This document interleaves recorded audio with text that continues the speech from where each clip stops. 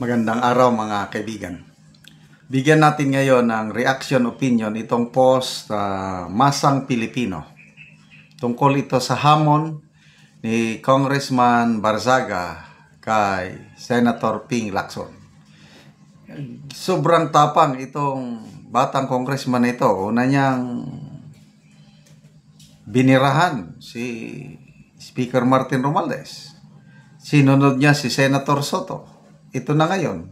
Senator Lacson naman ngayon ang kanyang hinahamon. Okay. Representative Barzaga may hamon kay Senator Lacson sa pagiging bagong chairman ng Blue Ribbon Committee. Hinamon ni Representative Kiko Barzaga si Senator Ping Lacson na gampanan nito ang pagiging chairman ng Blue Ribbon Committee at ipakita na kaya nitong isama sa investigasyon sina House Speaker Martin Romualdez at Representative Saldico. Dahil kung hindi, ay magiging katulad lang daw nito si Senate President Tito Soto. Ito yung exact post niya. Kung kaya ni Senator Lacson, si Saldico at Romualdez sa Blue Ribbon, edi good, maganda. Pag hindi, edi parehas lang sila ni Tito Soto. Okay. Yung post niya kay Tito Soto kahapon, grabe. Sabi niya, diskaya lang ang kaya mo, takot ka kay Romualdez. Grabe. Saan pa nanggagaling yung tapang ng bagitong congressman ito? Parang baliwala lang yung mga birada niya. But anyway, ano lang mga, to me, wala namang libelous, wala namang, it's within his freedom of speech. Yung mga ganong birada. Kaya lang yung, anong posibleng mangyari sa batang ito? Magtatagal ba siya sa kanyang political career? O yung mga binabangga niya, mga Senate President and House Speaker. So ito ngayon, bagong chairman. Kaya mo bang imbestigahan si Saldico at ano? It remains to be seen. Ano? Kasi kung tuloy-tuloy na sana, walang change of leadership sa Senado, pag nagtuloy-tuloy na yung investigasyon ni Senator Marcoleta, nako, maraming masasagasaan. Pero yun, napakaganda yung sworn statement ni Curly Diskaya. Pinangalanan niya na ang mga congressmen kasama si although, nilinaw din ni Curly Diskaya, no? Nilinaw niya sa House hearing na wala man siyang wala siyang direct evidence na magpapatunay na nakatanggap ng pera si Saldico at Romualdez sa kanya. Ang sinabi lang niya, yung totoong nangyari na marami siyang binigyan ng pera na ginagamit ang pangalan ng nasa taas, na meaning pag nasa taas si Saldico at Romualdez. So kung gaano katotoo yun, it remains to be seen. Kaya lang, naniniwala ako sa pahayag ni Curly Diskaya na nagbigay siya ng pera sa mga tao na nagbanggit pangalan Romualdez and Saldico. Naniniwala ko, merong ganun. Kaya lang, walang direct link, walang direct evidence, kasi hindi naman si Romualdez o Saldico ang tumanggap. So, ibang tao ang tumanggap. So, kung sa korte, hindi yun admissible. Wala yun, mahina yun. But then, connecting the dots, ito na.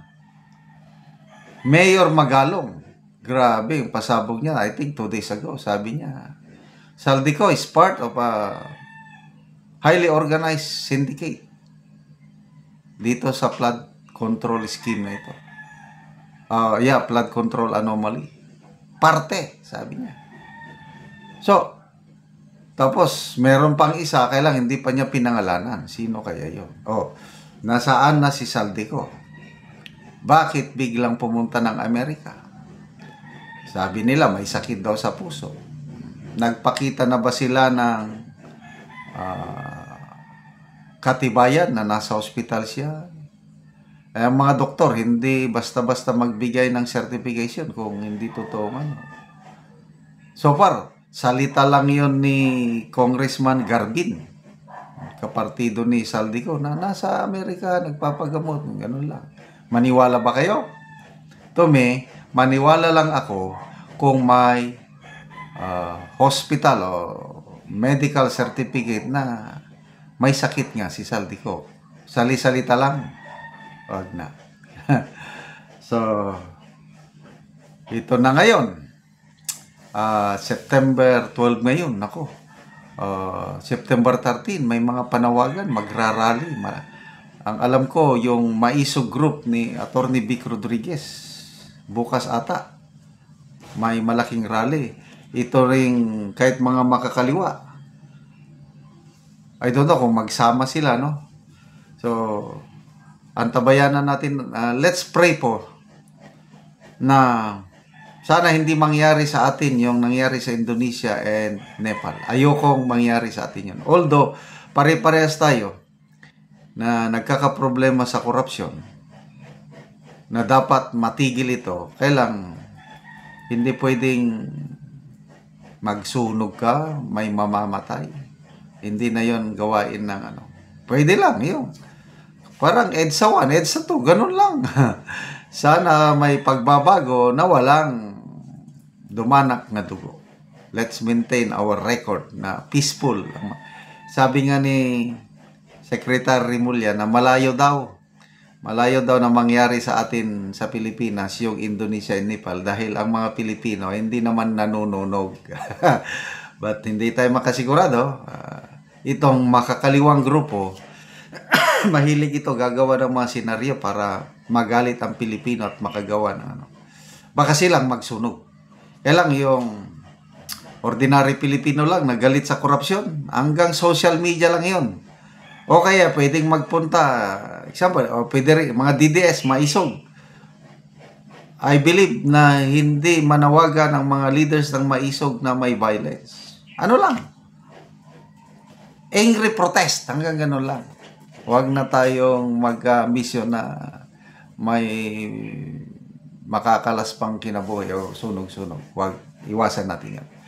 Salamat mga kaibigan sa inyong pagsubaybay sa ating channel. Nakakatulong kayo ng malaki sa tribong Talandig ng Bukidnon dahil ang income natin sa channel na ito is pantulong natin sa tribo. Namimigay tayo ngayon ng livelihood assistance sa kanila. Nagpapatanim tayo ng saging lakatan at Arabica coffee. Panoorin niyo ang video na ito. Mauna ni ang among saging lakatan nga among pagaputuson sa silupin para gyud nga maayo gyud ang iyang bunga sinaw. Pito ni siya ka sipi.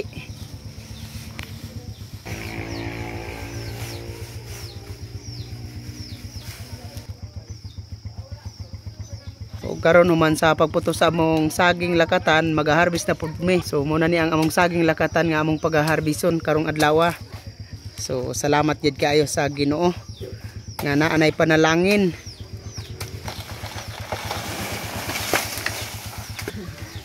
So gikuan lang gyud.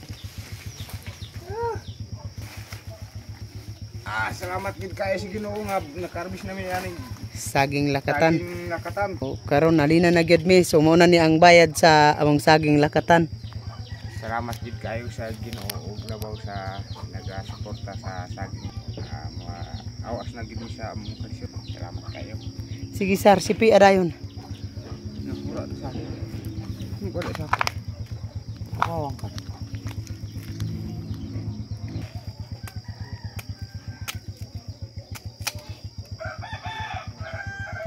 Bunso ko ayo ang iyang unod oh.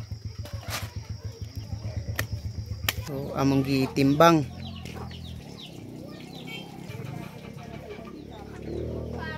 So 15 ka kilos ang isa ka bulig.